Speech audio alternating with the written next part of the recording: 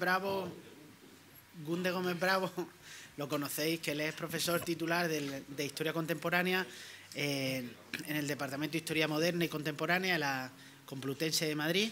Y bueno, él ha trabajado muchísimas cosas, desde los primeros trabajos que tenían que ver con el sistema penitenciario en el siglo XIX al sistema penitenciario del franquismo, la redención de penas, la violencia franquista, la propia reconstrucción del Partido Socialista bajo el franquismo, el asesinato de Salvador Puig Antich.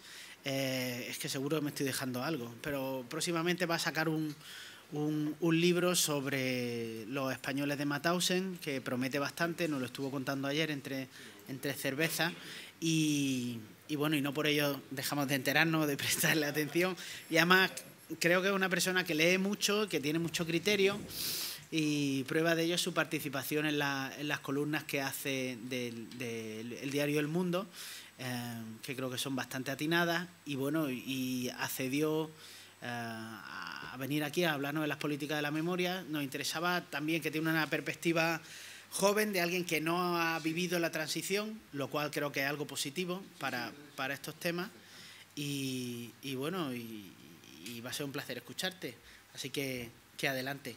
Bienvenido a Granada y a tu casa. Muchas gracias, Miguel Ángel. La verdad que lo digo de corazón, si consigo... ¿Así lo veis bien? Bueno, pues gracias por la invitación, por la presentación, pero sobre todo gracias por organizar la jornada, ¿no? Yo creo que solo pude llegar ayer por la tarde, pero lo que he estado desde ayer a hoy, pues he visto que sí que está cambiando algunas cosas.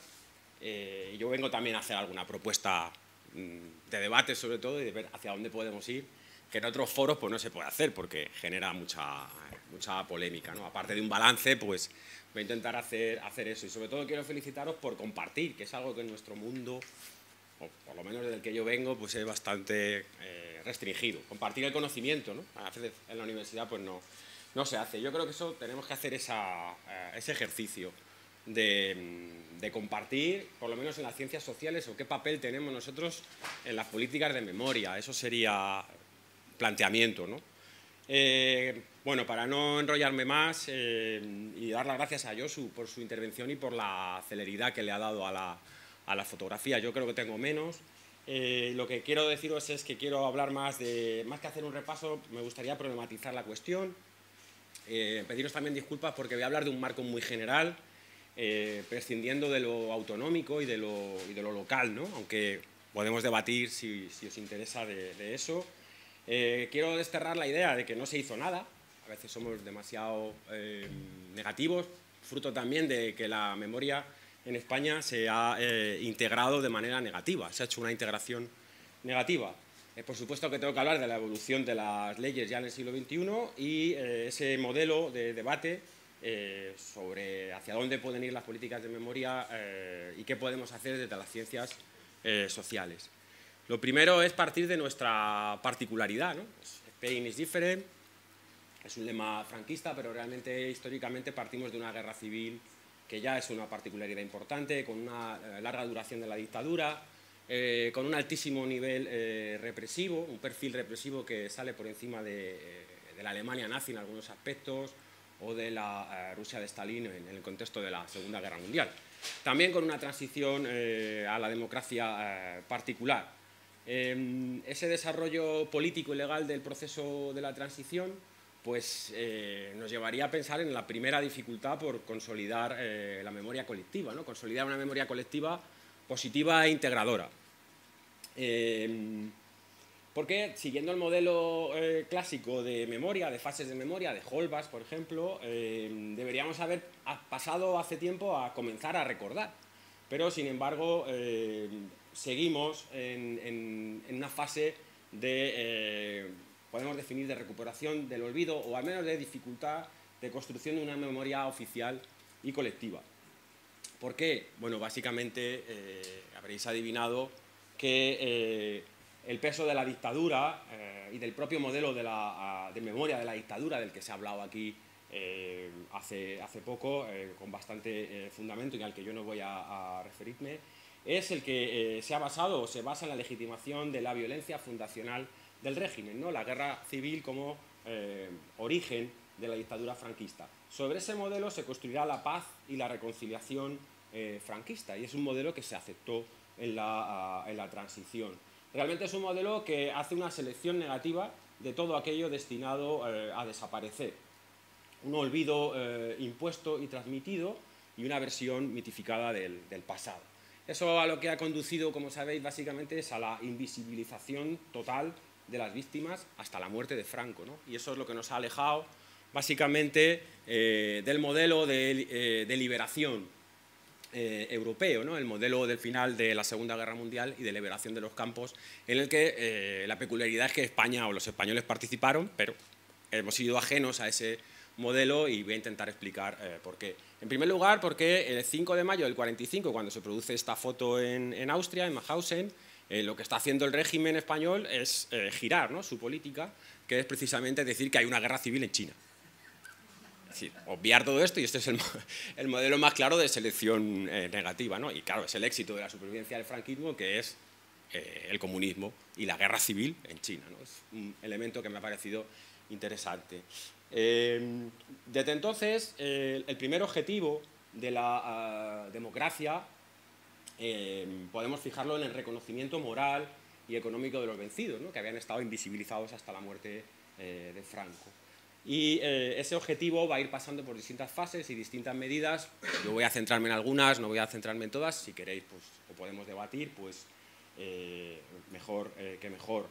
Las primeras medidas, como sabéis, son las de libertad a los propios opositores al régimen, no solo políticos, también sindicales, y eso nos lleva inexorablemente a la ley de amnistía, que es una ley necesaria en ese contexto, necesaria en ese momento, pero que fue usada por el propio aparato de la dictadura para garantizarse la impunidad jurídica y legal, ¿no?, en la transición, sobre todo los actores fundamentales de la represión, que es el ejército, los cuerpos jurídicos militares y los cuerpos de las fuerzas de seguridad militarizadas siempre. Eso es una cuestión a la que volveremos. Ya en la primera legislatura, la de 79-82, dirigida por UCD, podríamos hablar de las primeras leyes de nivelación. Yo creo que el término de nivelación es aceptable. Nivelación con los vencedores, estamos hablando de prestaciones, pensiones a viudas, mutilados y militares. En la segunda legislación, la primera socialista, la segunda legislatura, perdón, la primera en la que gobierna el Partido Socialista, tenemos una batería importante de medidas legales. La primera de ellas sería la Ley de Militares de la República, seguida de la Ley 1884, que reconoce la cotización por el tiempo de condena en la cárcel. Teniendo en cuenta que la cárcel es la primera medida que amplía o que llega a un amplio espectro de la población española, pues es una medida importante. En la tercera legislatura, 86-89, a iniciativa de Izquierda Unida y Esquerra Catalana, se producen dos baterías de medidas. La primera es ampliar ese tiempo de cárcel a aquellos que estuvieron en prisión por la ley de amnistía, es decir, el reconocer que en la transición también hubo víctimas. Y en segundo lugar, otro problema central, ¿no?, que sería la devolución de los bienes de los partidos, las asociaciones y los sindicatos. Ambas medidas, y esto también es importante, se incluyen en la Ley de Presupuestos Generales del Estado, que eso no siempre se ha hecho así y se hizo en el año 84, y es algo bastante importante porque adquiere una continuidad y adquiere pues una dirección de Hacienda en todos estos asuntos. Bueno, aquí significa ni más ni menos la ampliación de las pensiones a los niños de la guerra, a las enfermeras, a los médicos republicanos, y la nacionalidad y todo lo que ello conlleva, por ejemplo, a los brigadistas internacionales. Dando un salto, para no aburriros mucho, del 96 al 2000 ya entraríamos en la sexta legislatura de la democracia, la primera en la que hay una alternancia política con los conservadores y el Partido Popular, donde coincide la llegada del 60 aniversario de la Guerra Civil. El Parlamento reconoce en ese momento jurídicamente, hace un reconocimiento político, perdón, del exilio, y se incluye una condena expresa al régimen franquista. Eso es una condena que se hace en el Parlamento, pero el partido que está en el gobierno se abstiene y finalmente vota en contra en esa propuesta del Parlamento español. Ahí podéis ver lo que yo creo que es parte de la anomalía del modelo de transición española, que es el bloqueo político, ¿no? El bloqueo político y jurídico. En cambio, el Partido Popular, por razones, digamos, ya más electorales, sí que condena el golpe de Estado en 2002, pero en cambio bloquea la condena expresa unos años antes. Bueno, voy avanzando. Como ya habéis comentado aquí, eso también va evolucionando. Evidentemente, la anomalía española fundamentalmente es la larga duración de la dictadura, ¿no? Y la persistencia y la carencia de experiencias de lo que está ocurriendo en el resto de Europa. Cuando se celebran los 25 años de paz en España, que ahí tenéis a Franco inaugurando una antorcha, que yo no sé dónde está la antorcha, pero inauguró una antorcha en Madrid, los Beatles sacan un disco, ¿no? El mundo está cambiando y España está perpetuando pues, un modelo que sí que va suavizando, pero en ningún caso utiliza la palabra reconciliación, ¿no? Sí que es una paz impuesta y todo lo que ya habéis comentado vosotros. Y realmente el siguiente salto, ya lo hemos comentado aquí, no se empieza a visibilizar las víctimas hasta el año 78, que tendríamos las primeras elecciones, y a partir de ahí sí que UCD hace esas primeras leyes de nivelación muy necesarias y que a veces yo creo que se pasa también por alto, y que fue muy importante ese primer momento porque era muy delicado y sí que tuvieron eso que se ha comentado antes, que era no tener miedo al determinado consenso, ¿no? en determinadas cuestiones, y eso fue importante. Imaginar lo que esto suponía para grupos políticos, aunque fuera la democracia cristiana, que venían del régimen, ¿no? Claro, todo eso ciertamente se pone en tela de juicio por lo que supone también la propia transición o el propio modelo de transición, de intentar no bloquear el proceso de cambio utilizando el pasado. Tenemos ahí que muchos de los protagonistas de la guerra vuelven o están presentes ahí, y ese es el argumento fundamental de no usar el pasado para bloquear el proceso de cambio, ¿no? Finalmente eso no fue así, porque hubo una intentona de golpe de Estado 50 años después de que se proclamara la democracia de masas en España o la República, pero sí que estamos entrando a partir de aquí en un giro político distinto, donde realmente esas primeras leyes de nivelación van a ir pasando a un segundo lugar, y yo creo que la correlación de fuerzas del Parlamento pues también en eso fue importante. Después del golpe de Estado no hay, digamos, una recuperación del pasado o en la línea de memoria que podemos entender hoy, sino que lo que hay es un acercamiento a lo que es el Mundial de Fútbol, ¿no? a la idea de modernidad que se quiere transmitir, y sobre todo el Partido Socialista, que es el que gana, las elecciones, pues tiene una apuesta muy clara por lo que entiende por modernización, el deporte de masas, una sociedad que se incorpore a Europa, pero digamos los tres grandes espectros, centro, he puesto a Fraga en el centro, pero bueno, no, por ancho. Realmente es interesante que los tres troncos confluyan en eso. Yo creo que es una imagen bastante clara de esta situación, que nos lleva sobre todo a entender cómo en la izquierda, lo voy a intentar desarrollar más tarde, el problema real es un problema no de la utilización de la memoria. Sí que puede ser para el Partido Socialista algo estratégico después de la victoria, más conflictivo, pero bajo mi punto de vista el problema es un problema interno, es un problema orgánico de cada partido, ¿no? El Partido Socialista, que viene de un enfrentamiento entre históricos y renovadores en el interior y el exterior, algo que también tiene el Partido Comunista y que luego se va a perpetuar, por ejemplo, en su enfrentamiento entre el PSUC y el PC, o que luego, por ejemplo, se va a pronunciar más en el socialismo entre renovadores y guerristas. ¿Cuál es el peso del pasado? ¿Cuál es el peso de la guerra civil en su estrategia y en quién tiene la estrategia ideológica de futuro? Pesa mucho más que, por ejemplo, en el mundo conservador, que eso, pues, ese discurso de reconciliación de la transición entronca muy bien con olvidar esa parte del pasado. Y sí que entraríamos ya, porque voy a volver a eso más adelante, con la secuencia en la que creo que estamos nosotros, y en eso los arqueólogos estáis arrojando mucha luz o dando una visión muy estructural que necesitamos para comprender cómo a partir de las excavaciones de las fosas pues hay un punto y aparte, ¿no? Realmente esto nos lleva a cómo la propia estrategia de la legislatura de Zapatero sí que entiende que socialmente hay un cambio de orientación que tiene que recuperar, en lo que se llama el interés renovado por las políticas de reparación y de memoria, que también viene motivado por una cuestión que reaparece, ¿no? Por un lado hay un cambio generacional, ¿no? Ya que son los nietos de los represaliados, como sabéis, los que toman la iniciativa, y en segundo lugar lo que venimos es de una etapa final del PP, la anterior, la de Esperanza Aguirre, cuando era ministra de Educación, que inició una reinterpretación muy dura del pasado en clave nacional, ¿no? A través de una profunda reforma de la enseñanza que promovió a partir del 96. Es decir, la memoria aparece de nuevo en negativo como reacción a la renacionalización de la enseñanza, ¿no? Esa vuelta a la reconquista, al proyecto de España castellanista, etcétera, etcétera, que ya habéis comentado. Estos dos hechos realmente lo que facilitan es que el Parlamento de nuevo impulse una proposición de ley del 2004 que pide al Gobierno que remita un proyecto de ley de solidaridad con las personas que sufrieron daños en el ejercicio de sus derechos fundamentales. También pide que se amplíe una compensación económica a las víctimas entre el 68 y el 77. Resumiendo, se puso en marcha una comisión interministerial que tenía tres funciones. La primera, realizar un estudio general de los derechos reconocidos a las víctimas de la guerra y los represaliados por el régimen franquista. La segunda, elaborar un informe sobre las condiciones del acceso a los archivos. Y, en tercer lugar, elaborar un anteproyecto de ley que regule las medidas necesarias para ofrecer un adecuado reconocimiento y satisfacción moral de los vencidos. En 2004, por tanto, se recupera ese objetivo de recuperación moral de los vencidos que se había planteado en el 79.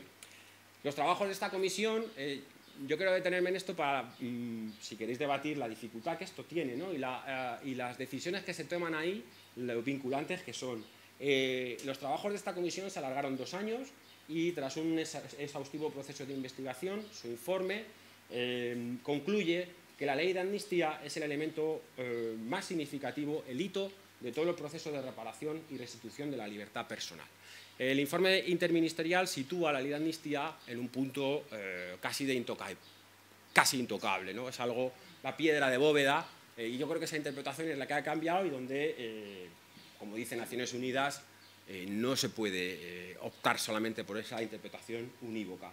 Aún así, el informe hace un recorrido por todas las leyes de reconocimiento de las víctimas, razona sus lagunas y finalmente construye un proyecto o anteproyecto de ley que dará forma a la Ley de Memoria Histórica de 2007 o 3110 de 2007.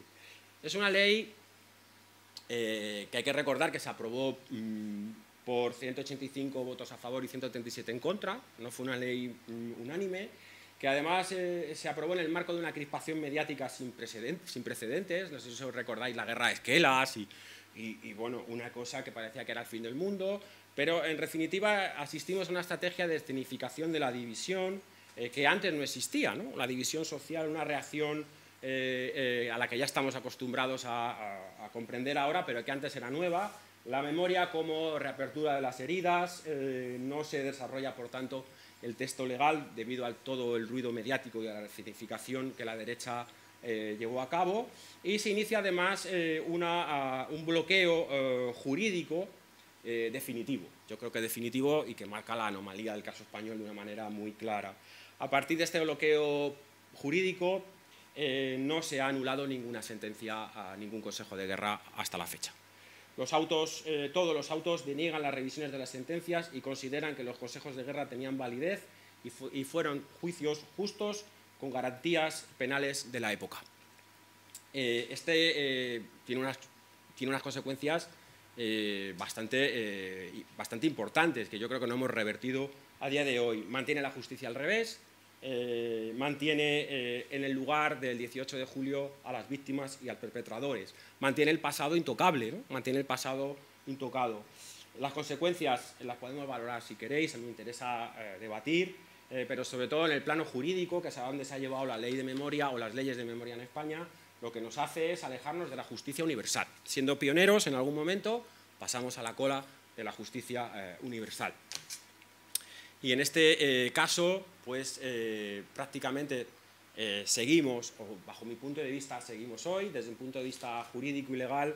Hoy en día tenemos un anteproyecto de ley, o un proyecto de ley, perdón, de memoria democrática, aprobado por el Consejo de Ministros, presentado en septiembre de 2020, pero que no se ha aprobado. Por lo tanto, no podemos hablar de ley, pero sí que es un proyecto de ley estudiado, que desde luego va en ese sentido de recuperar la línea de los derechos humanos, ¿no? Y eso es una reorientación estratégica también bastante interesante. Entre medias, después de este ruido mediático que ha ocurrido, 2 legislaturas conservadoras que dejan fuera de los presupuestos generales del Estado todo lo que tenga que ver con memoria, lo que se había hecho, que lo había hecho en los años 80, queda fuera de ahí, al tiempo que inician otra ley denominada Ley de Concordia. No es cierto que no se haga nada, se saca de los presupuestos y se inicia un proyecto de ley o una batería de medidas donde la memoria es sustituida por la palabra concordia. Recoge básicamente todo el beneficio de esa estrategia de verter en negativo la memoria o la recuperación de la memoria, envuelta con algo político, turbio, digo literalmente una ley que abre heridas y beneficia a los vividores. Todo esto no quiero andar en ello, pero es una estrategia que da resultados, que se mantiene intacta hasta el cambio de gobierno en 2018 a partir de esa coalición de gobierno en la que todavía estamos, se inicia un proyecto de ley que tiene básicamente 3 ejes de reorientación. Tiene que ser una política pública de memoria. Esto es algo innegociable, ¿no?, por así decirlo, y plantea una cuestión central, basada en el derecho humanitario internacional, que dignifique a las víctimas de la guerra civil y la reintegre en el espacio público. Esos 3 ejes son, más allá del preámbulo de la ley, están en toda la ley. Es una ley integral y, por tanto, es una ley importante. Es una ley que intenta integrar todas estas cuestiones, que declara en su primer punto ilegítimos los consejos de guerra y las jurisdicciones especiales. Y en esto sí que ahonda o avanza más que la ley de memoria histórica.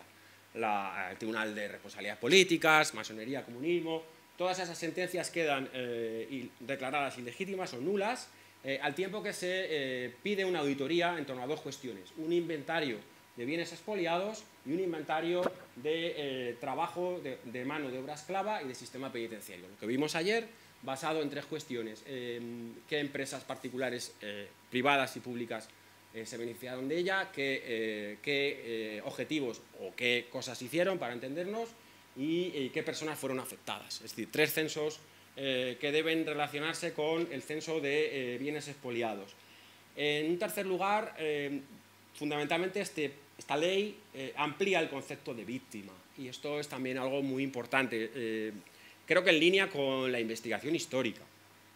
En primer lugar, la represión o la violencia de género. Las mujeres entran en la ley, algo que en la parte de la ley de memoria histórica quedaba más en el limbo.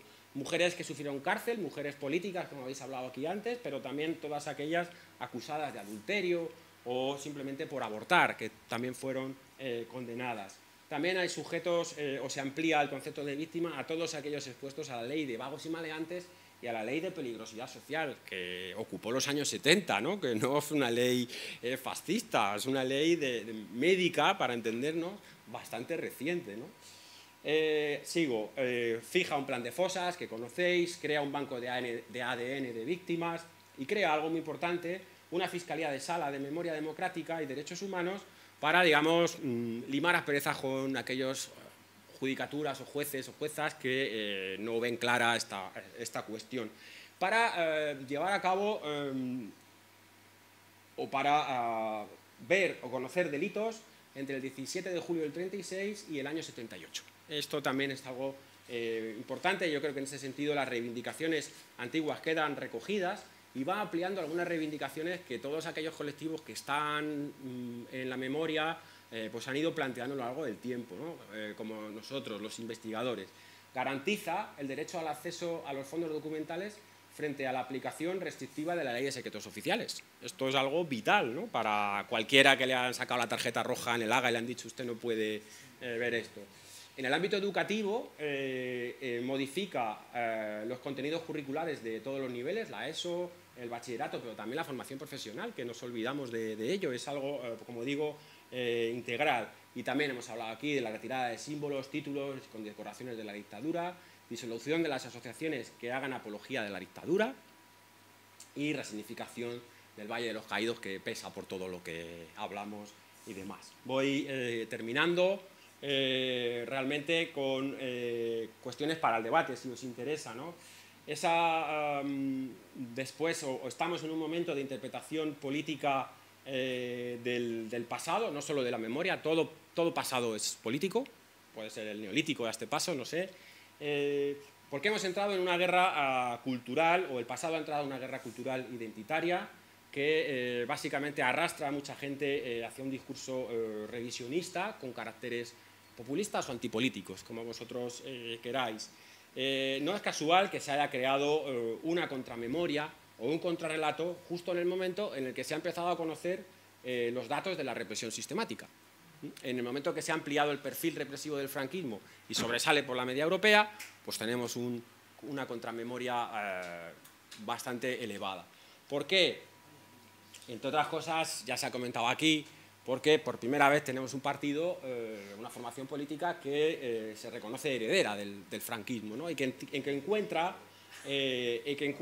en la continuación de la estrategia de bloqueo de la ley de memoria un gran rédito político. No inventa nada nuevo, básicamente esta gente lo que hace, por un lado, es recoger la reacción a la ley de memoria de 2007, entre medias, como sabéis, se producen dos cuestiones también importantes. Por un lado, se inhabilita o se expulsa de la carrera judicial al juez Garzón, que fue el que inició la aplicación de la ley de memoria, y también tenemos una consecuencia importante en 2012, que es un elemento para los historiadores básico, como puede ser la Real Academia de la Historia, pues en su diccionario biográfico califica a Franco como campeón del comunismo en el campo de batalla. Eso va unido, por ejemplo, a lo que comentábamos antes, ¿no? La contramemoria va unida siempre a un proyecto de reinterpretación de la educación nacional, en clave nacional. Ahora, en 2020 o 2021, en la misma Real Academia de la Historia ha criticado el currículum del bachillerato, que modifica los contenidos y que incorpora precisamente la guerra civil y el franquismo al bachillerato, por vulnerar la neutralidad ideológica. Así que, bueno, sacar vosotros las conclusiones. Estamos en el bloqueo, o por un lado hay un momento de continuidad del bloqueo jurídico-institucional, las mismas, sobre todo jurídico, y la misma rentabilidad institucional contraria a la ley de 2007, pero también tenemos un planteamiento nuevo, ¿no? Que es sobre todo el planteamiento de recuperación o de reivindicación del franquismo que hace, por ejemplo, Vox. El problema de esto es que sí que hay algo nuevo en la proliferación de plataformas y de contenidos digitales que van sobre todo dirigidos a los adolescentes, y esto es algo bastante preocupante, que es en parte, o está conectada con la reivindicación de ese legado político, porque las plataformas, ya adivináis que están básicamente conectadas. En cualquier caso, toda controversia que se haga contra el contenido digital o contra el partido van a sacar rédito, porque está conectado, ¿no? Es una estrategia bastante mejor elaborada que, digamos, que el ámbito de la izquierda, si queréis, en cuanto a cómo hacer ese desafío. Y con eso termino. ¿Qué hacer como historiadores? Historiadoras en esta ola de revisionismo, desde el diálogo de las ciencias sociales. Bueno, yo creo, mi propuesta es que hay que volver al modelo de la liberación, explicando que realmente entramos en el mundo, en la misma fase que el mundo occidental después del término de la Segunda Guerra Mundial. Conectamos con básicamente las mismas experiencias mucho tiempo después, eso es cierto, pero hay que volver a los principios de la justicia universal que se inauguraron en los juicios de Nuremberg. Los españoles están ahí, lo hemos podido también demostrar, y eso es importante, y con eso hay que seguir ese modelo que se estableció allí, ¿no? En los juicios de Nuremberg se estableció que hay crímenes que no prescriben y que hay crímenes que se tienen que juzgar por encima de la nacionalidad. Yo creo que eso es algo que está dentro de la represión de la dictadura franquista. El conocimiento que tenemos de ella es sustantivo para valorarlo, y también tenemos que separar los actos criminales de la ley de amnistía. Yo creo que valdría, o es suficientemente, si alguna vez vale el criterio de los historiadores, para decir que la ley de amnistía no tiene nada que ver con los actos criminales. Siguiendo en el mundo en la misma fase que el mundo occidental después del término de la Segunda Guerra Mundial. Conectamos con básicamente las mismas experiencias mucho tiempo después, eso es cierto, pero hay que volver a los principios de la justicia universal que se inauguraron en los juicios de Nuremberg. Los españoles están ahí, lo hemos podido también demostrar y eso es importante. Y con eso hay que seguir ese modelo que se estableció allí, ¿no? En los juicios de Nuremberg se estableció que hay crímenes que no prescriben y que hay crímenes que se tienen que juzgar por encima de la nacionalidad.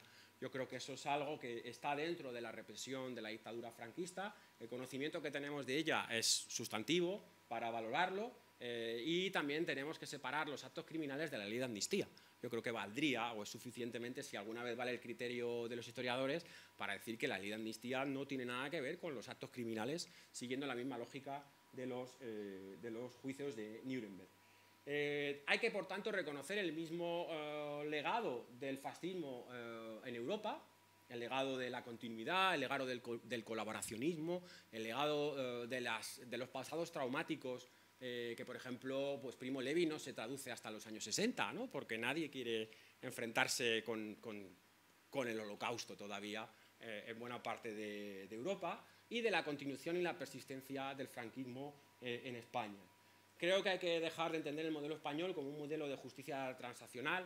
No sé qué dirá el compañero, el modelo latinoamericano, porque realmente lo que triunfó o lo que ha triunfado hasta hoy es el modelo de reconciliación franquista. Fue asumido por la izquierda en la transición para garantizar el cambio y realmente ha derivado en una guerra o en una apropiación política de la memoria. Yo creo que eso es un problema en el que no hemos conseguido salir, con el inconveniente además de que el pasado y la memoria se deslizan hacia la identidad, no solo en el caso del nacionalismo, sino en múltiples identidades. Una memoria marcada por la memoria del exilio, por la propia querella del fin de la guerra entre comunistas y socialistas, que ya sé que no es un tema apasionante a las 2 de la tarde, pero creo que la sigue marcando, y una memoria básicamente negativa y enfrentada, ¿no? Una memoria que no hemos conseguido dar la vuelta a eso. Necesitamos políticas públicas de memoria sin patrimonialización, o como se diga, sin apropiación de nadie, que incorporen el conocimiento histórico y la investigación. Está abriendo un camino, o lleva tiempo abriendo un camino para precisamente integrar hacia ese modelo de la liberación.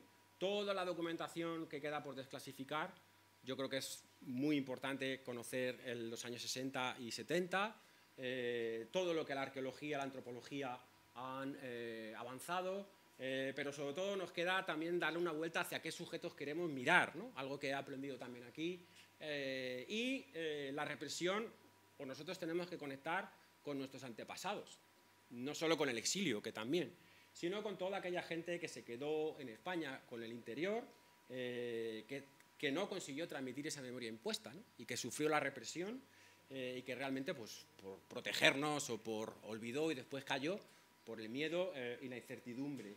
La memoria que se incorporó en la transición era la memoria. A esta hora ya de la tarde ya nos toca la última de las sesiones que va a presentar mi compañero Iván Sánchez Marco. Él es arqueólogo y antropólogo físico y forense, y además que en este caso tengo el honor, ¿no?, de codirigir su tesis doctoral, que está próxima a ver la luz, precisamente sobre la conferencia que va a impartir hoy y que tiene como objetivo, pues, entroncar, ¿no?, también con el conferenciante anterior, desde la perspectiva de las políticas públicas de memoria relativa o comparativa con países latinoamericanos, como el caso de Colombia, México, Perú, etc.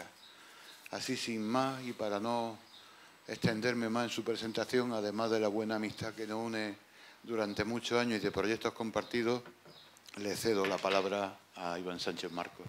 Pues muchísimas gracias, Pau, como siempre un placer. Y agradecer a la Diputación, bueno, y a la Universidad de Granada y a Miguel, sobre todo por darme la oportunidad de poder hablar un poco de mi futuro libro, ¿no? Rompiendo un poco la tendencia de los que habéis presentado el vuestro. Sí es verdad que he ido apuntando varias cosillas. Ayer es verdad que no pude estar y esta mañana desde que he llegado y estaba Laura hablando, he estado apuntando varias cosillas porque tienen relación un poco con lo que yo voy a ir hablando.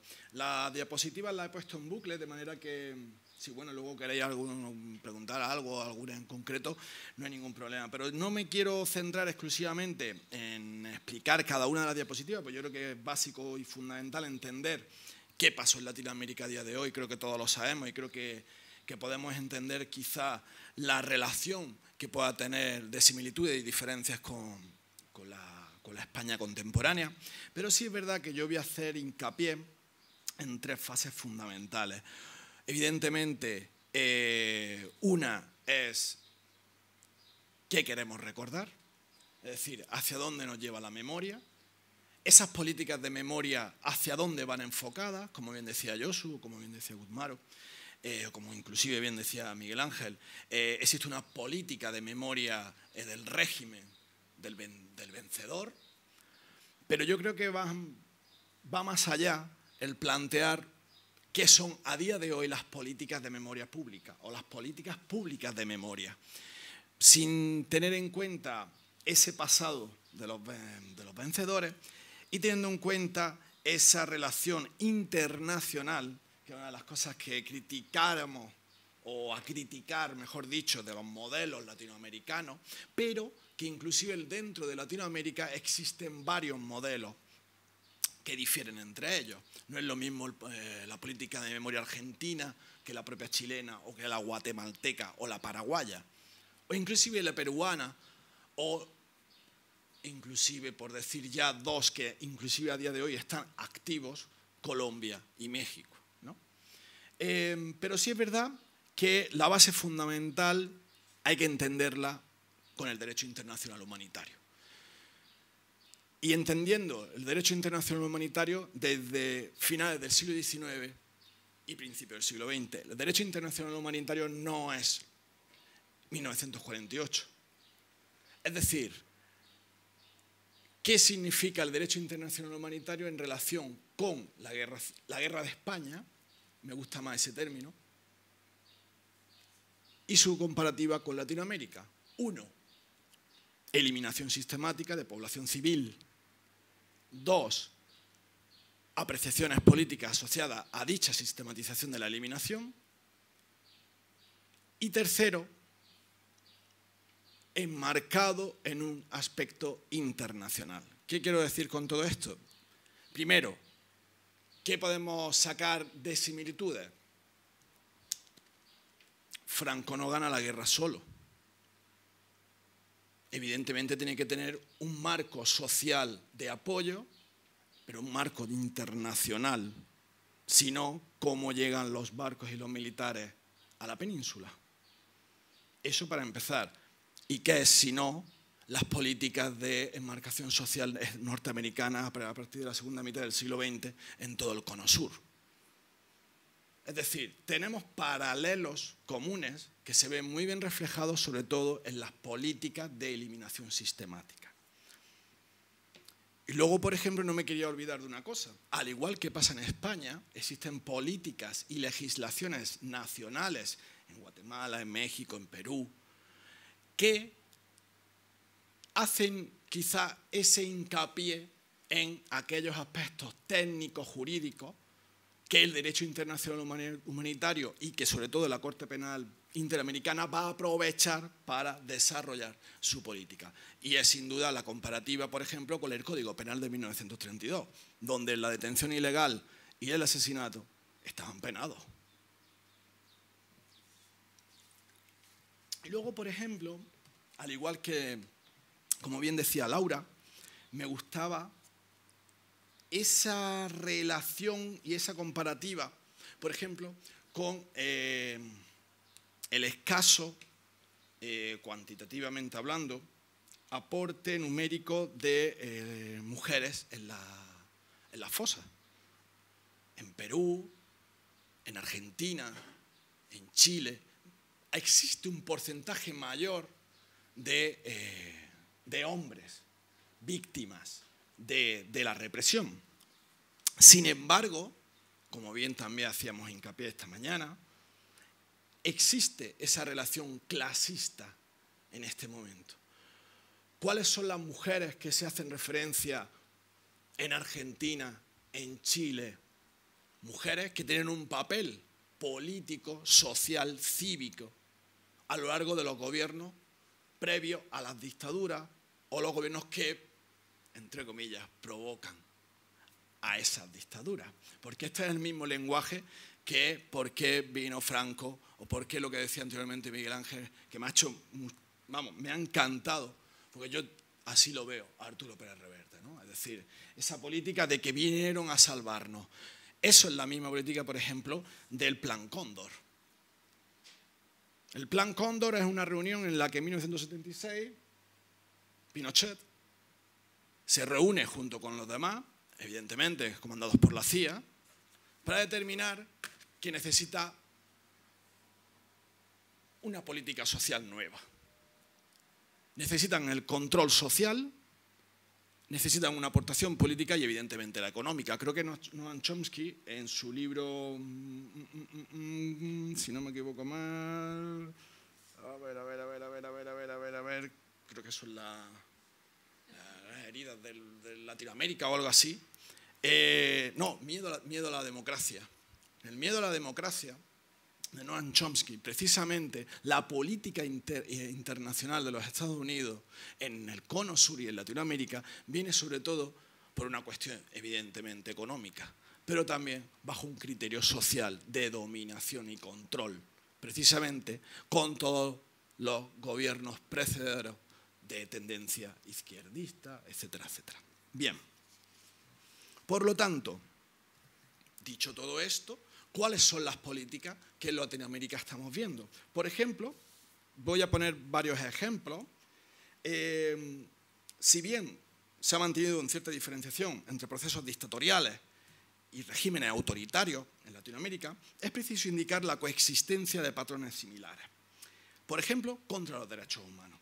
Tal es el caso de Guatemala, que si bien se establece como un régimen autoritario, y no en paralelas circunstancias históricas con la denominada dictadura del Cono Sur, se incide en su política sistemática y masiva de eliminación de oposición mediante a prácticas tipificadas con la violación de derechos humanos y crímenes de lesa humanidad, detención ilegal, ejecución extrajudicial, abandono del desaparecido y, sobre todo, ocultación del delito. Son 4 pilares que, evidentemente, los juicios de Nuremberg y digamos las convenciones de la año del 69 incorporan la segunda valoración, incorporarán como criterios fundamentales para entender. En Guatemala lo estamos viendo, pero es que también existen dichos procesos en los distintos países. Por ejemplo, en la década de los 80 se han iniciado procesos judiciales contra los responsables militares de las masacres, torturas, ejecuciones extrajudiciales, detenciones ilegales y secuestros. Es decir, existen ya documentación que a partir de los años 80 dicha tipificación delictiva es fundamental para establecer la línea jurídica de aplicación tras, digamos, la caída de la dictadura, ¿no? Es decir, esa transnacionalización del proceso jurídico en el país se entronca y se basa mayoritariamente en el derecho internacional humanitario. ¿Qué diferencia existe, por lo tanto, con España? Guzmán lo acaba de decir. Un proyecto de ley en 2020. En 2020. Donde realmente hace eco de esa incorporación jurídica y tipificada. Cosa que a una batalla de los juristas, de los historiadores, yo en mi caso me encanta decir la palabra, la interdisciplinariedad. Porque en un proyecto de arqueología forense relacionado con violación de derechos humanos, tenemos que ser interdisciplinares. Y lo mismo de válido es el historiador, que es el que entronca la relación del proceso histórico asociado, como el arqueólogo que está excavando, como el antropólogo que analiza los restos, como el jurista que analiza la tipificación que se le puede aplicar y procesando con respecto a la normativa aplicable. En este caso tenemos una ley, como bien ha dicho, no voy a entrar en eso, como bien ha dicho el compañero anterior, en la que vemos una política pública de las instituciones democráticas en las que falta el pilar fundamental, los derechos humanos. El derecho internacional humanitario y el derecho internacional de los derechos humanos no forman parte de la primera legislación o de la primera fase de la legislación. Como al igual, y sí estoy de acuerdo con esa concepción, ¿no?, de la legislación previa o de la primera fase de la democracia, ¿no?, del intentar equiparar, ¿no?, de por lo menos reparar económicamente, solo económicamente, a aquellos que pudieran presentarlo, porque ¿cuáles son los requisitos por los cuales se podía solicitar eso? Documentación. ¿En qué manos estaba esa documentación? Por lo tanto, ¿de qué me sirve? ¿Qué política real hay en eso?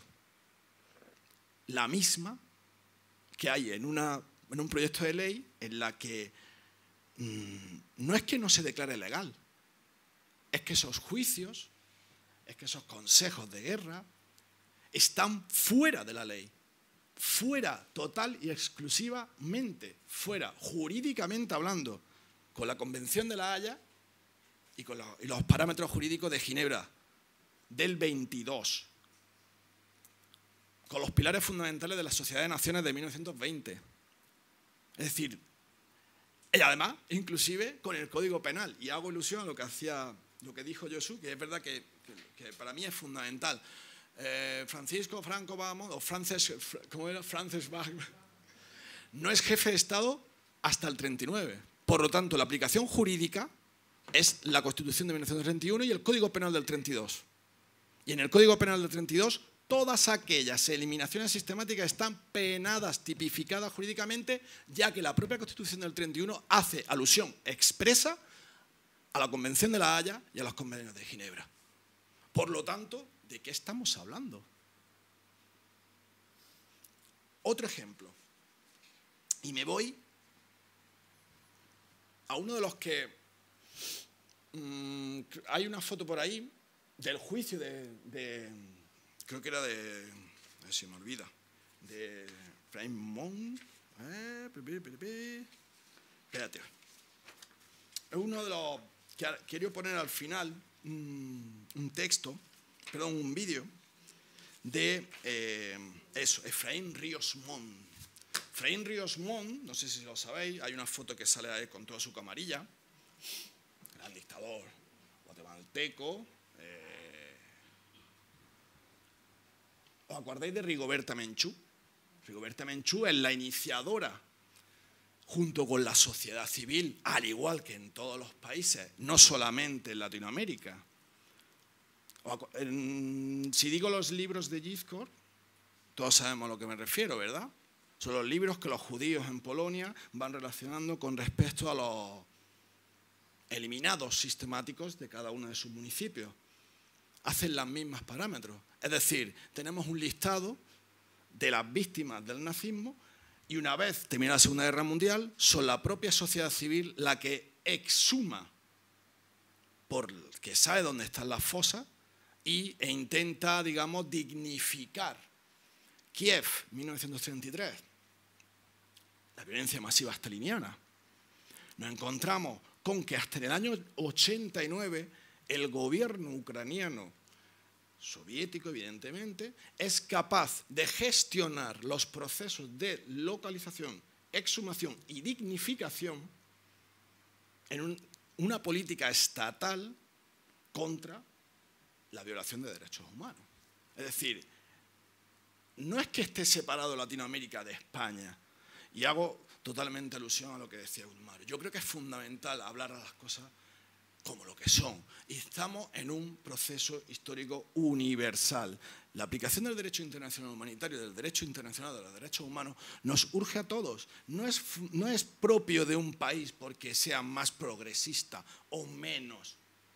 Es que es de aplicación directa desde finales del siglo XIX. Lo que no podemos hacer es políticas para quedar bien con todo el mundo.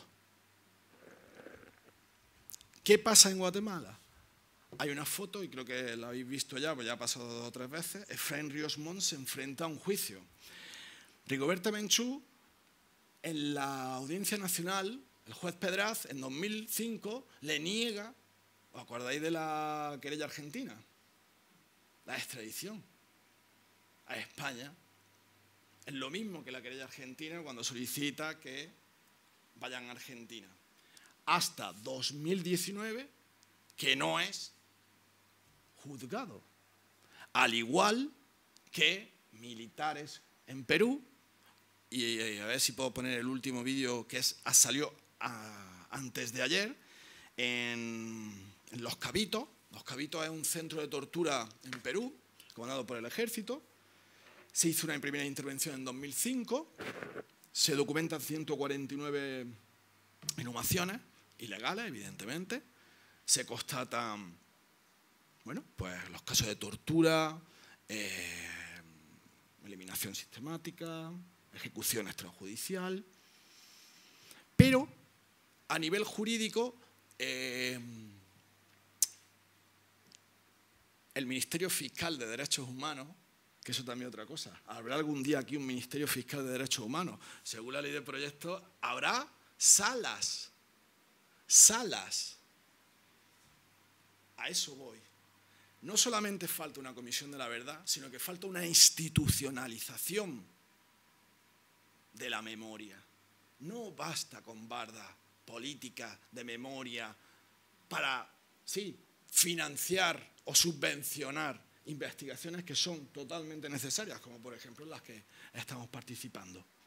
Pero ¿realmente existe una real institucionalización de la política pública de memoria? Es decir, nuestro objetivo fundamental es como en la primera diapositiva esta que he puesto: sociedad civil, víctimas, derechos humanos. ¿Qué queremos? El cumplimiento de los derechos humanos. Y la desaparición forzosa es una violación de derechos humanos. Y la tipificación de la desaparición forzosa es el ejemplo perfecto en todas y cada una de las víctimas de la represión franquista en España. Porque existe una detención ilegal. O todas aquellas víctimas, por ejemplo, Fuentes de León. Fuentes de León, que estuvimos trabajando en 2018 y 2019, nos encontramos en la documentación con un listado 2 años antes de todas aquellas personas que políticamente, en este caso era de manera laboral, o sea, eran braceros, son todos eliminados sistemáticamente agosto y septiembre de 1966. Es decir, eso no solamente va en contra del Código Penal, sino que eso es una tipificación delictiva de la desaparición forzosa. ¿Por qué no aplicarla? Y por último, creo que es fundamental entender la necesidad de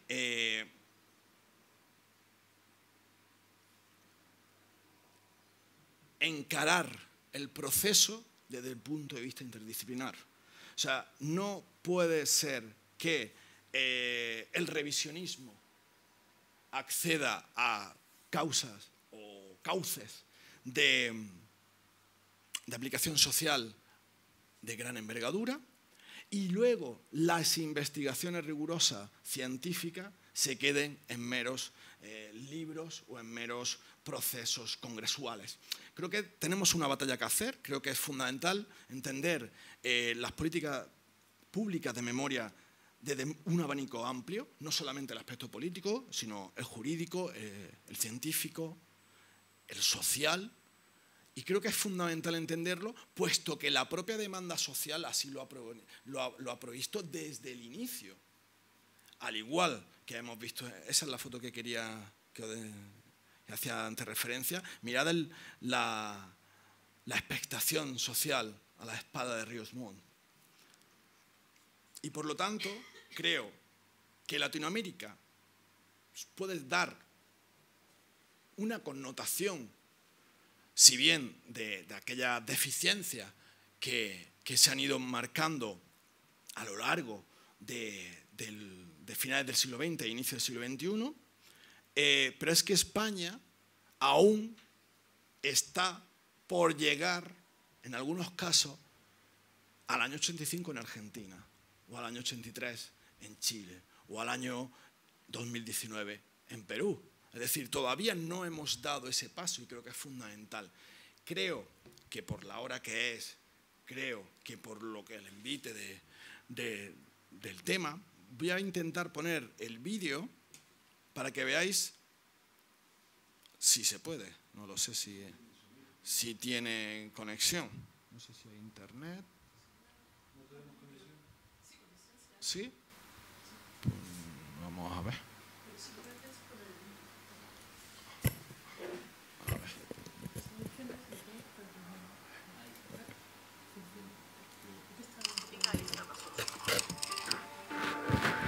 Ahí mismo conocí, no sé cómo me he puesto su pantalón, agarré a la vista de los perros que ya estaban sacados, estaba todo roto.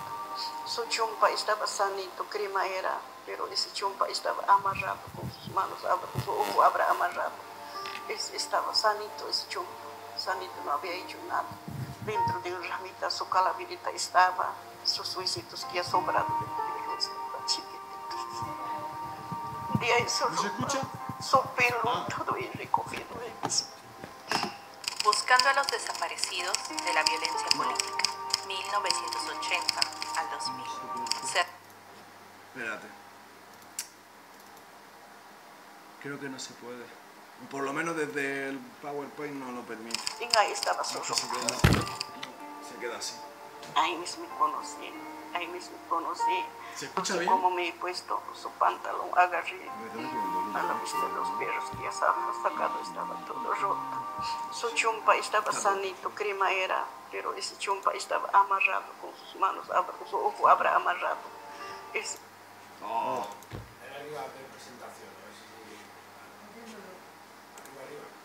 Y ahí estaba su ¿Aquí? ropa. No va a salir. Se va a poner... No. Bueno. Venga, lo vemos así. Y ahí estaba su ropa.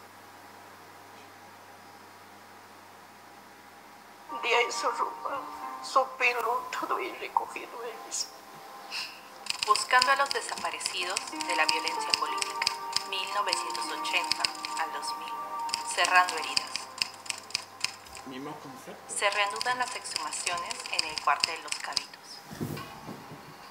En la década del 80, el cuartel del Ejército Los Cabitos de Ayacucho se convirtió en un centro clandestino de reclusión, tortura y ejecución extrajudicial de los detenidos por sospecha de terrorismo.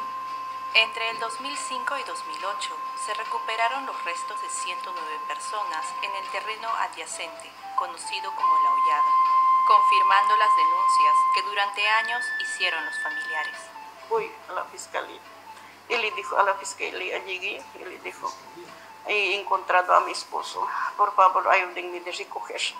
Ustedes tienen derecho de recoger, no voy a traer, pues yo diciendo, ¿cómo has encontrado? Yo le conto pues, lo que he encontrado. Entonces ya no sirve eso, ya no sirve ya, eso ya no sirve, bótenlo ya. O si no, quémalo en ahí. Si está el río está pasando ahí, pues, al río, ponle, tú también corres peligro. Quizá por ahí tu enemigo te está mirando, así me dijo. Luego de 14 años, se reanudarán las exhumaciones, pero esta vez al interior del destacamento militar, en la zona conocida como La Chanchería. Testimonios de sobrevivientes y exsoldados recogidos durante el juicio contra el Estado Mayor del cuartel de 1983 señalan que era una zona de tortura. Uno de ellos contó que oyó que de esa zona no se sale. Su mano amarrado para atrás, estaba atado de manos y le vendado su ojo, torturado. Entonces el policía nos dijo de que no se puede hacer nada, está amando de un comandante de no sé qué, pero nunca hemos podido ubicar a ese señor para hablarle. La diligencia, a cargo de un equipo especial designado por el coordinador de la Fiscalía de Derechos Humanos, durará 2 meses y comenzará esta semana con la limpieza de la maleza crecida en la zona, ubicada en la parte de atrás del cuartel, cerca de la puerta trasera, por donde hay una trocha que lleva a La Hollada. la Dirección de Búsqueda de Personas Desaparecidas tiene registrados 398 casos documentados, vinculados a los cabitos entre 1983 y 1985, que han proporcionado al Ministerio Público. La información recopilada a través de diferentes fuentes indica que se trata de detenidos por elementos del orden, a veces policías y otras los mismos militares, que terminaban siendo llevados al cuartel. Adicionalmente, cuentan con una base genética de más de un centenar de familiares que podría ayudar en la identificación de los restos ya exhumados y los que podrían encontrar. Pero la tarea no será fácil.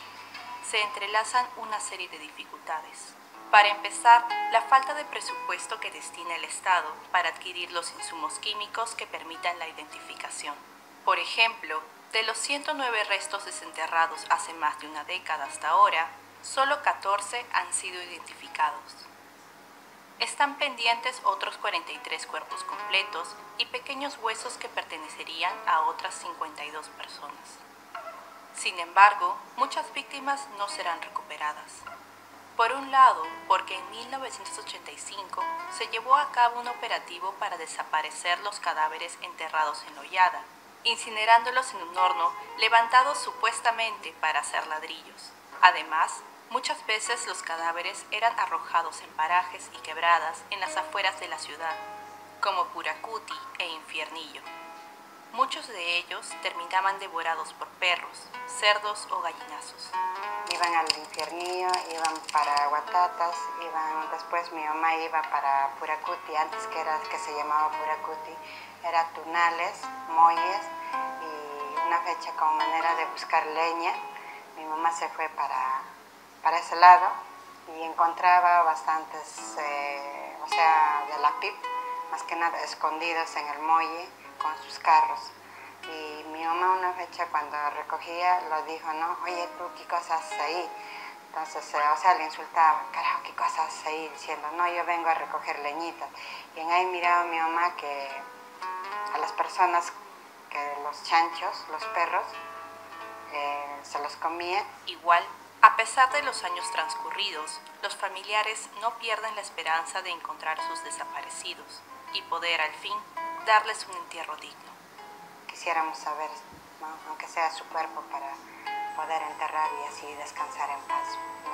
El mismo también mi hermano, para que descanse en paz. Policías militares que han asesinado a nuestros seres queridos, que han detenido, no están detenidos, no están en cárcel. Se ha archivado, ha habido audiencias, todo ha habido, pero se ha archivado mi caso.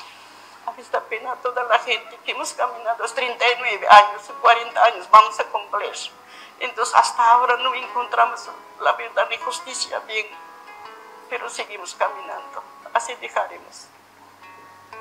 Si tiene información que ayude a encontrar a los desaparecidos en los cabitos, llame a la Dirección General de Búsqueda de Personas Desaparecidas. Teléfono 204-8020, anexos 2921 y 2923. 6 minutos. Lo que es fundamental, primero, la lucha social y la sociedad civil. Es decir, esos familiares, al igual que aquí, inclusive durante el proceso, digamos, de la propia desaparición, al igual que aquí en los años 70 y los años 80, en documentar la ubicación de esos familiares. Luego, a mí me llama mucho la atención eso del Ministerio Fiscal, por eso cuando leía el proyecto de ley me hacía mucha gracia, porque aquí nosotros nos rebajamos inclusive audiencias. O sea, volvemos al problema que tuvimos con Baltasar Garzón, es decir, vamos a estar pendientes de que el juez de paz local o provincial asuma unos criterios jurídicos de carácter internacional. ¿Hasta qué punto eso va a provocar la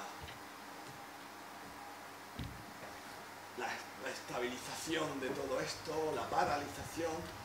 Y estamos como siempre expectantes a ver quién gobierna y quién inflige más dinero a esa legislación y a esa aplicación de distintas intervenciones. cuestiones. Y luego, evidentemente, claro, Latinoamérica no es la panacea. Esto es Perú. En Argentina existe una política quizá más determinante. Tenemos museos de la memoria, pero que museos de la memoria hay en el mismo Portugal, en la misma Lisboa. No sé si habéis estado en él. Es un museo específico de la memoria estatal, en la capital del país.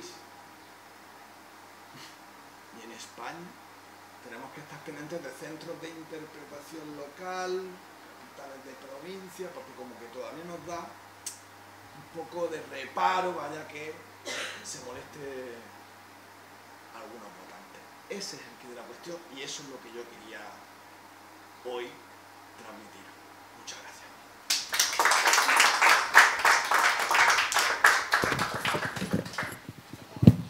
Estamos agotados. No sé si hay alguna pregunta para Almar o para...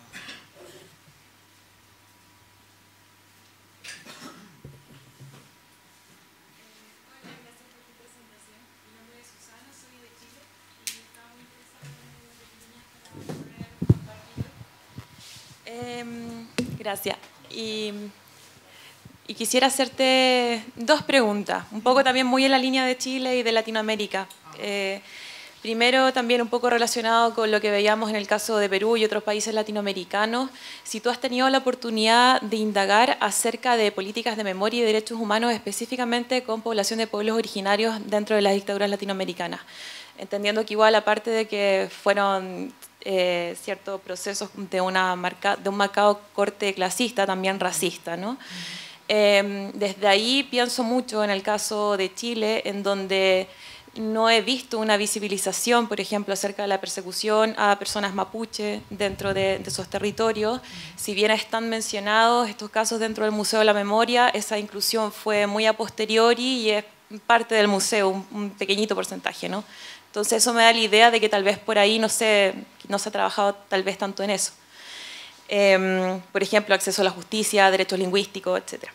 Y lo otro, en Chile, en el proceso actual en el que estamos, con el gobierno actual, hay una voluntad también de trabajar más en el tema de derechos humanos, ¿cierto? Si bien se ha venido avanzando dentro de los gobiernos de la democracia, Comisión Rettig, Valech, etc.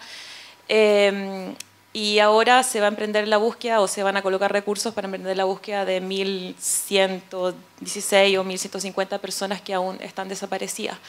Un poco desde ahí, ¿cuál es tu opinión acerca del contexto actual chileno, según lo que tú has ido conociendo, indagando acerca de sus políticas?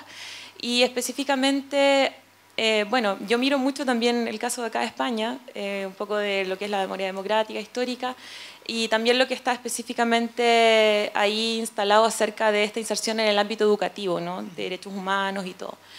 En Chile eso ha sido un ir y venir, igual lo que tú decías, ¿no? Cambia el gobierno, cambian las políticas educativas, entonces en un momento estamos hablando de inclusión de no fue que derechos humanos y luego no, en un momento incluso los gobiernos de derecha estaban hablando de gobierno militar, ¿verdad? Que ahí fue como también una cuestión que se denunció desde la sociedad civil. Pero también, no sé, ¿cómo lo ves tú en términos de proyecciones, desde lo que tú has podido hacer? Y eso, muchas gracias. Muchísimas gracias por la pregunta y además que es súper interesante precisamente gracias por toda la investigación sobre mi tesis doctoral y demás. Precisamente estoy en contacto con grupos de arqueología forense en Chile, en Argentina, en Perú. He trabajado en el Centro de Antropología Forense de la Universidad de Perú, y realmente, por ejemplo, con respecto a lo que dice de los pueblos autóctonos, es verdad que no existe una política dentro del marco de las políticas públicas de memoria de cada uno de los países en el que existe una especificidad.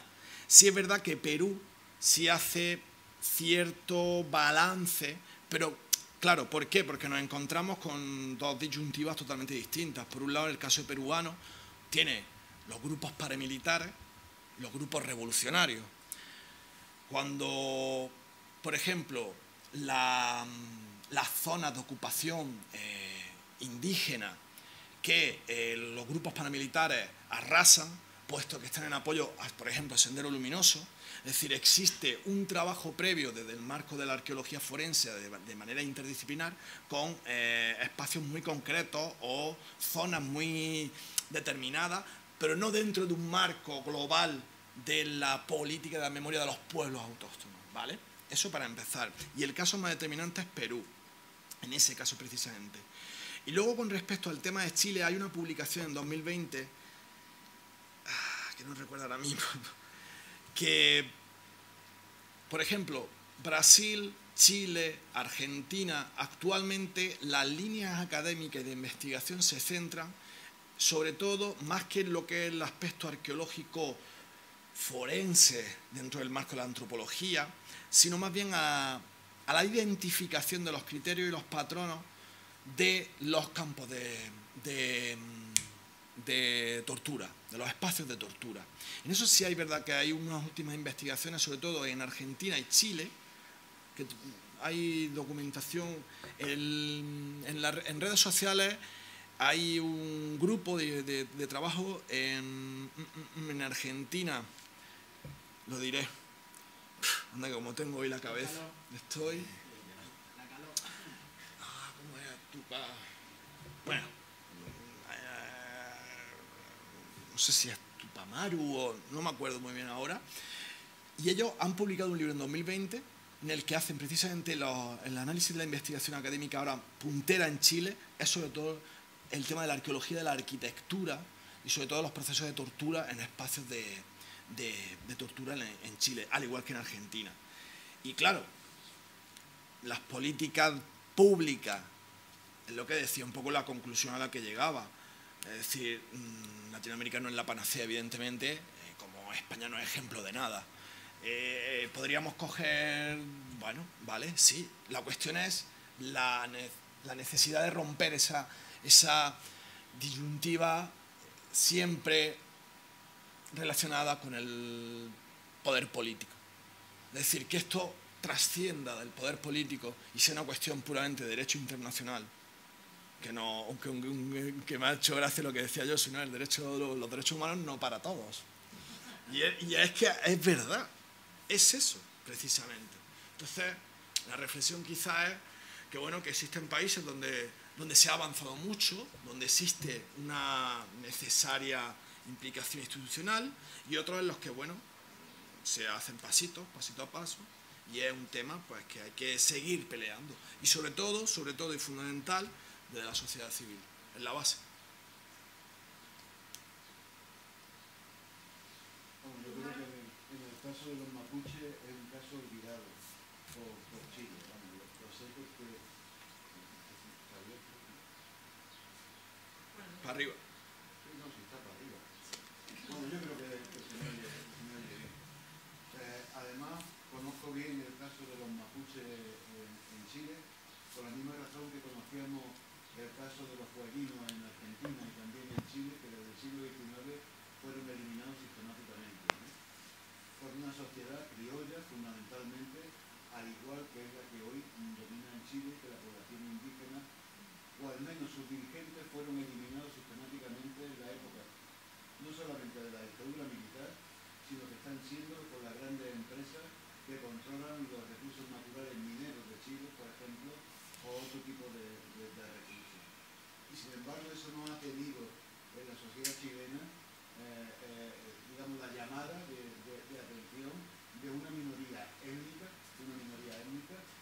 que además yo he asistido y he visto manifestaciones de los pocos indígenas que ya quedan en Chile, que son reprimidos brutalmente, bien por la policía o por el ejército, y no tienen ese eco en la sociedad civil, y que están muy diferenciados desde mi punto de vista de los represaliados por la dictadura militar. Tienen otro valor muy diferente. Y esa es la triste realidad, ¿no? Es la triste realidad. Y no son agentes de memoria. No son agentes de memoria. Simplemente son elementos que, como en Brasil, exactamente igual que en Brasil, las grandes empresas madereras o las grandes empresas petrolíferas eliminan con el visto bueno del Estado brasileño, en este caso del Estado chileno. Esa es mi opinión, porque he vivido de cerca en Chile esa cuestión, ¿no? Laura, ¿verdad? Sí. Quería hacer una pregunta puntual. Bueno, gracias por la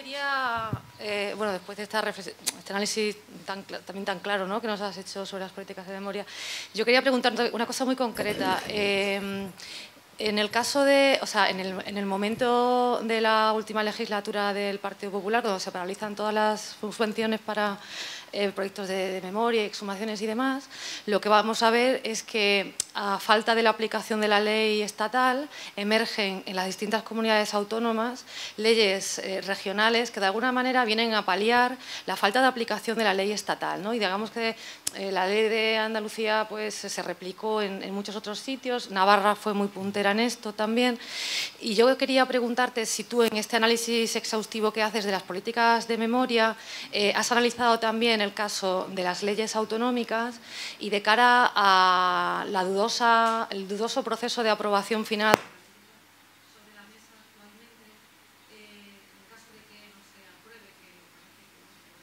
que está complicada, si tú ves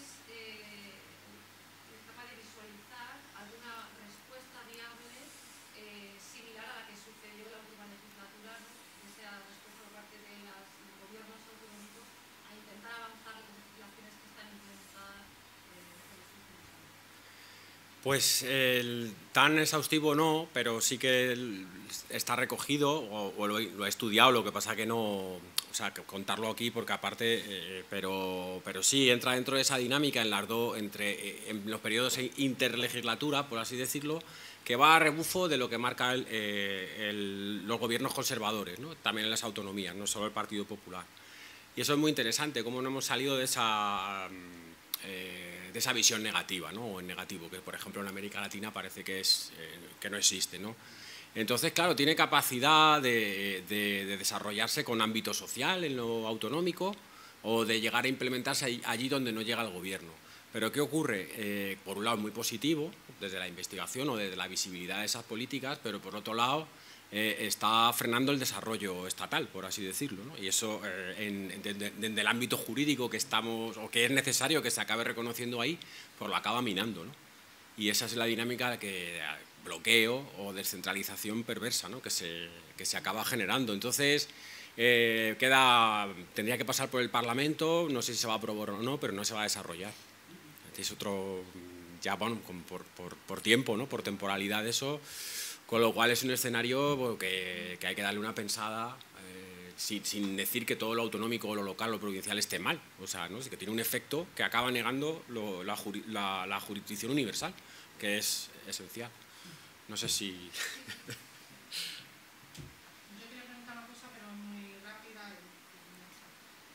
Mira, yo tengo mucho interés en saber qué opinas tú sobre una política de memoria en concreto, en la que se hizo en Madrid, con el memorial, ¿vale? Tengo una razón personal, es que yo acuerdo de no me memorial que aquí. Con el conflicto, con el tema de los chequistas, que además el término chequista es que agrupa muchísimas cosas que son y que no son. Y que además con una cuestión muy particular, porque en ningún otro sitio, o sea, nosotros hemos hecho un memorial en Granada, yo sé quiénes son muchos de los que hay ahí, puedo decirte que casi todos, y no se ha hecho esa forma de reclutar que se ha hecho en Madrid. Y luego, el efecto negativo, si es que tú crees que ha tenido el tema de las calles también en Madrid, porque es curioso, pero es que se han metido gatas por todos lados, y el efecto de ese comisionado famoso de la memoria. Bueno, como fáciles no son las dos cuestiones, la verdad que... Bueno, el caso de Madrid es, no sé si paradigmático o sea, la ocupación de Madrid produce un número exacto de víctimas, iguala el número de víctimas que se producen en el Madrid republicano solamente en los 6 meses de la segunda mitad del 39, ¿no? Con lo cual es escalofriante. Por otro lado, tiene una cuestión espacial, que los sacan del cementerio, por así decirlo, de la parte primera y los tiran fuera, ¿no? Eso es lo que hace unos años se intentó bajo la alcaldía de Carmena, pues cambiar, censar y poner unas placas que con la llegada del Partido Popular pues se rompieron las placas, ¿no?, que no hacía falta tampoco, o sea, hay una saña ahí un poco extraña, ¿no? Y se volvió se quitaron los nombres y se volvieron a la posición original, a la del 39. Eso es que digamos que estaba, bueno, pues, decidido a hacerlo así. Eso no es un ejemplo de nada, ¿no? Yo creo que es un ejemplo de rentabilidad política de bloquear la memoria, ¿no? o de contramemoria, que en Madrid ha sido aplaudido, ¿no? Y eso es lo más temible, y que viene también por las dos cosas que tú comentabas, ¿no? Por un cierto desajuste a la hora de plantear la eliminación de calles, ¿no? No se puede eliminar del callejero con la ley de memoria a Salvador Dalí. Creo que no, ¿no? O no sé lo que opináis vosotros, pero yo sé que hay que tener cuidado. Es de nuevo un arma de doble filo, porque si lo haces bien no pasa nada, si lo haces mal... No lo puedes tener en el museo y luego no tener en la calle. Claro, entonces no puedes hacer una exposición de Dalí que cueste 2 millones de euros y quitarle en la calle, porque, en fin, eso hay que estar de acuerdo. También en eso, bueno, los problemas que conocéis, pero eso es el fuego que alimenta esa política. Nada más llegar o prometer en campaña que van a hacer eso. Eso el PP, que no hará Vox. O sea que, con lo cual yo creo que tenemos que reorientar eso, sin necesidad de ocultarse o de tal, pero mantener la necesidad de los elementos legales, ¿no? No políticos. Y que los tenemos, si dijeras que no los tenemos. Bueno, tenemos casi que acabar ya, pero yo quiero decir solo una cosilla, ¿vale? No para poner la puntilla, sino porque me han gustado mucho vuestras intervenciones y me da la sensación que este tema no tiene solución actualmente, porque muy bien, como tú has dicho, está politizado y forma parte de la, mejor dicho, que forma parte de la arena política. Y bueno, ¿cómo podemos sacarlo de ahí, no? Está claro que los dos habéis coincidido que la clave es la legislación internacional, los derechos internacionales. Me ha parecido muy acertado lo que has planteado tú desde el punto de vista de que tenemos que asumir que lo que pasa en España, o trasladar a la sociedad que lo que pasa en España no es algo propio de aquí, sino que está anclado a la memoria de la Segunda Guerra Mundial y a la memoria de la victoria de los aliados, con todos sus peros, que sabemos que también la tienen respecto a los nazis, ¿no? E incluso hay un patrimonio monumental, que se ha puesto alguno aquí, que habla precisamente de esa colaboración y de esa participación, ¿no? Lo digo porque creo que si esto tiene alguna posibilidad de salida, intentar traer a la derecha moderada a participar de esto y asumirlo como ha pasado en algunas zonas de Europa, aunque haya tardado, ¿no?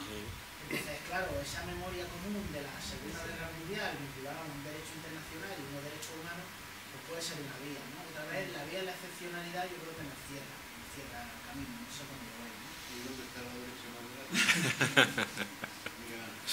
Eso, yo tengo la sensación que muchas de estas cosas se tenían que haber hecho a finales de los 80 o a principios de los 90, cuando...